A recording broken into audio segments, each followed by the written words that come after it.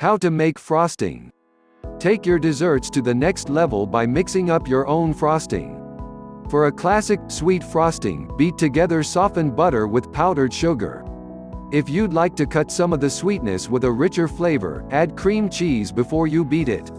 To make a light frosting that doesn't contain butter, whip heavy cream with powdered sugar. You can customize any of these frostings by adding cocoa powder or trying unique flavor extracts. 1 simple buttercream. Step 1. Put 1½ cups 340 grams of butter into a bowl and sift the powdered sugar over it. Place the softened butter into a mixing bowl or the bowl of a stand mixer. Then, set a fine mesh strainer over it and put 2 3/4 cups 340 grams of powdered sugar into it. Gently shake the strainer to sift the powdered sugar onto the butter. Chocolate variation. Cut the powdered sugar down to 2½ cups 312 grams of powdered sugar and add 3/4 cup 75 grams of unsweetened cocoa powder. You may need to add an extra 1 to 2 tablespoons 15 to 30 milliliters of cream when you're beating the frosting. It's important to soften the butter before you make the frosting. If the butter is cold, it will make the frosting lumpy. Step 2. Beat the butter and powdered sugar on low for 30 seconds.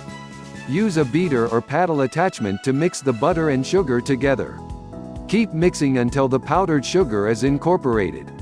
If you don't have a hand or stand mixer, you can use a wooden spoon to mix the frosting. Step 3. Mix in 2 teaspoons 9 milliliters of vanilla extract and 3/4 teaspoon 3 grams of salt. Keep the mixer on low and beat the frosting until the vanilla and salt are incorporated. This should take around 10 seconds. You can substitute your favorite flavorings for the vanilla extract. For example, try coffee, banana, or lemon extract instead. Step 4. Beat the frosting on medium speed for 5 to 6 minutes. Continue to beat the frosting until it becomes light and fluffy. You'll need to stop every few minutes and scrape down the sides of the bowl. If you don't beat the frosting long enough, it will be thick, heavy, and harder to spread on your cake or cupcakes. Step 5. Mix in 6 tablespoons 85 grams of heavy cream on low speed. Slowly pour in the cream while you beat the frosting on low. The frosting will loosen up and become airy once the cream is combined. You can taste the frosting at this point and add more salt or vanilla extract if you like. Step 6. Spread the simple buttercream on cupcakes, cake, or cookies. The buttercream should be soft and spreadable, which makes it easy to use on most baked goods. If you need to make the frosting thicker, beat in about 1/4 cup 30 grams of powdered sugar to get a firmer consistency. Store leftover buttercream frosting in an airtight container in the refrigerator for up to 5 days. If you frost a cake with buttercream, you can store it at room temperature unless the cake is filled with a layer of fruit or custard filling. 2. Quick cream cheese frosting. Step 1. Put softened cream cheese and butter into a mixing bowl. Use a large mixing bowl or the bowl of a stand mixer and place 1/2 cup 224 grams of softened cream cheese along with 1/2 cup 115 grams of softened unsalted butter into it. It's important to use softened ingredients or your frosting will have lumps that are hard to beat out. Step 2. Beat or whisk the butter and cream cheese on high speed for 3 minutes. You can use a paddle or whisk attachment to beat the ingredients together. Keep mixing until they are completely combined and they become smooth and creamy. If you don't have a mixer, you can use a wooden spoon to make the frosting. You may want to stop and scrape down the sides of the bowl occasionally. Step 3. Mix in powdered sugar, vanilla, and salt on low speed. Turn the mixer down and slowly add 3 cups 360 grams of powdered sugar, 1 teaspoon 4.9 milliliters of vanilla extract and 1/8 teaspoon 1 gram of salt. Beat the ingredients until the powdered sugar is incorporated. This should take about 30 seconds. Chocolate variation. To make a rich frosting, add 1/2 cup 50 grams of unsweetened cocoa powder along with 1 tablespoon 15 milliliters of heavy cream or milk. Then, continue making the cream cheese frosting. If you forget to turn the mixer down, the powdered sugar will fly out of the bowl. Play around with other cream cheese frosting flavors. You could stir 1/2 teaspoon 1 gram of pumpkin pie spice into it, for instance. Step 4. Turn the mixer to high and beat the frosting for 2 minutes. Keep mixing until the frosting thickens up and becomes completely smooth.